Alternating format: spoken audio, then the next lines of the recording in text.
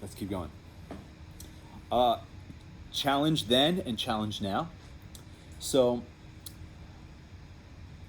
Romans 1 through 8 is very much about trying to understand the Jews and the Gentiles as being on the same page. The Roman church was divided between the Jews and the Gentiles, and so Paul sets up this whole rhetoric that builds in chapter 1 through 8 that says all of you are on the same page. Some of you have the law, some of you don't, but all of you need grace. And so it actually builds to chapter 8. The challenge then idea would be, what hurdles are they trying to overcome in chapters 1 through 8? You could say racism. And then you just take that challenge and you transplant it to today. Is there racism within the church?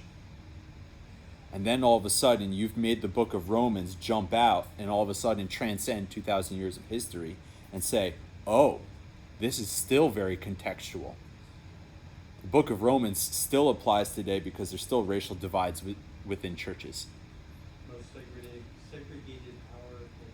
Yeah. I guess 10 to 11 on Sunday mornings. Somewhere Something like that.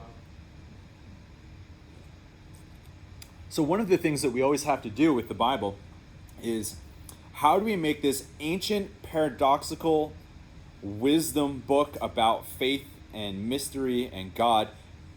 It was written to a context and the time and in completely other languages. How do we make it apply to today? You identify what the struggles are happening there, and then you draw a parallel to the struggles that are happening today. Yeah. And as soon as you do that, it doesn't matter how old the Bible is. All of a sudden, you realize that these are stories that transcend time. You're like, oh, we can definitely talk about this. The next one is personal themes and stories. Youth love it if you can tell a personal story.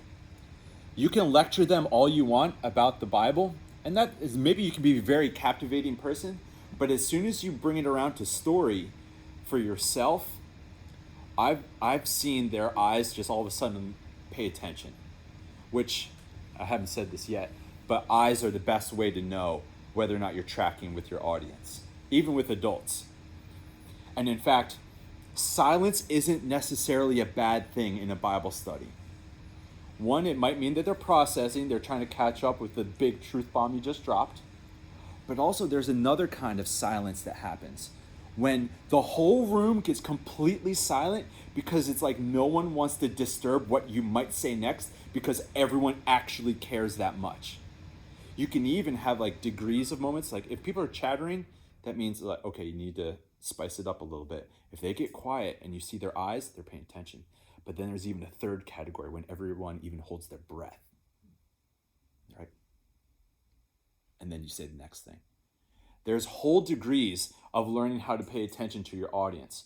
But if you really want to see them go silent, start telling your stories. And you know what? Just like Brene Brown says, as soon as you start sharing a story that's even somewhat vulnerable, it's almost like the age that you are transcends to the age that they are, because everyone has experiences of loneliness.